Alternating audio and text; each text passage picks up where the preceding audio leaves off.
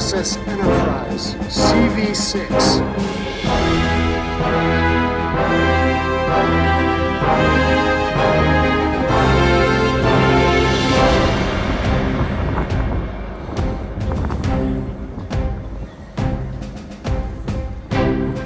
This is located at the beautiful U.S.S. New Jersey, Iowa-class battleship.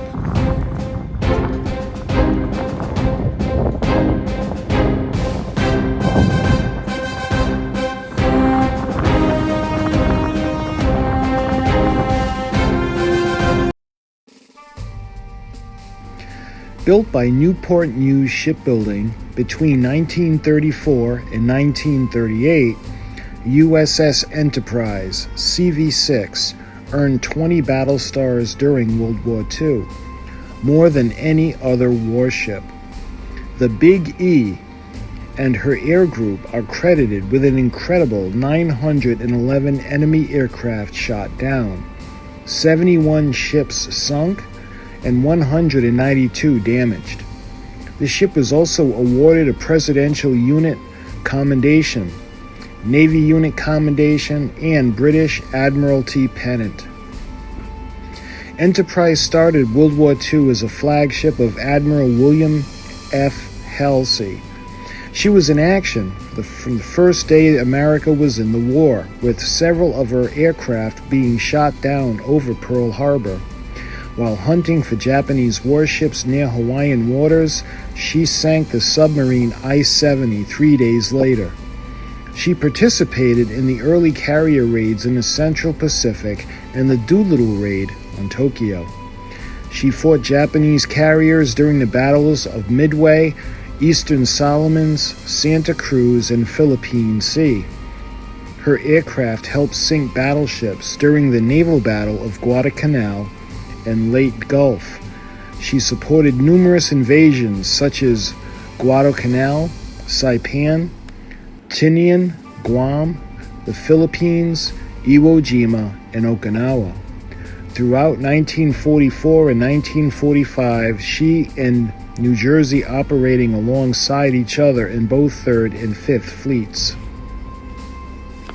After 9 years of service, 4 of them spent on the front lines of World War II, USS Enterprise CV-6 was decommissioned in 1947.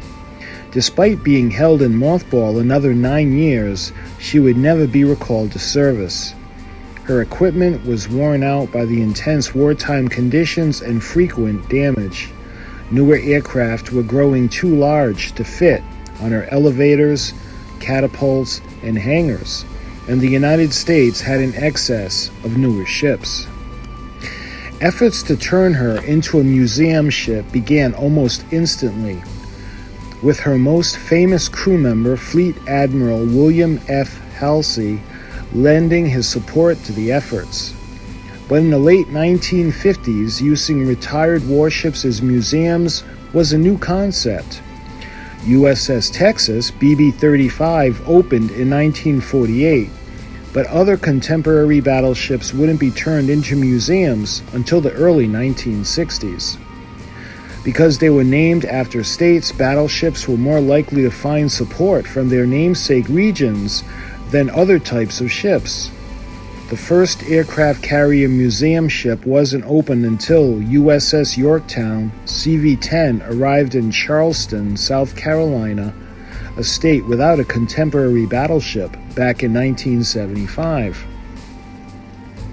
Although the Navy saved many important artifacts from the ship, including her bell, builder's plaque, and the anchor, the ship was sold for scrap in 1958.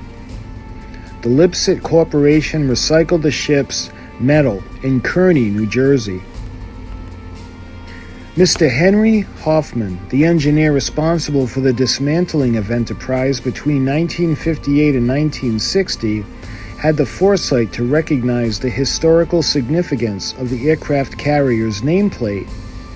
In 1959, he donated the sacred artifact to the township of River Vale for all those to view at Hoffman Field, where it remained until July of 2000, when it was moved to Veterans Memorial Park. In 2025, Rivervale donated to the Navy, and it was displayed here temporarily until the National Museum of the United States Navy is completed in Washington, D.C. Today, the name Enterprise lives on. It is carried by more modern ships, is the name of the hero ships of the Star Trek franchise, and is the inspiration for the Enterprise rent-a-car founded by former CV-6 fighter pilot Jack C. Taylor. The USS Enterprise was sold for $561,333 in 1958. Scrap value at the time was about $35 per long ton. Enterprise had a standard displacement of about 20,000 long tons, meaning her scrap value is about $7 million, not adjusted for inflation. The scrap value of the nameplate was about $10. And those of you that follow my channel know I love Star Trek, and the USS Enterprise NCC 1701 is very close and special and dear to me. And I was not able to leave Battleship New Jersey without sharing this magnificent aircraft carrier with you and the beautiful name. Unfortunately, you can't hear me say much because of the wind, but that's what I was saying in this video clip. I thank you so much for watching, and I got to do more research into this magnificent lady, and I'll be doing a history of her video coming up. So my friends, thank you for watching, and I'll talk to you guys soon.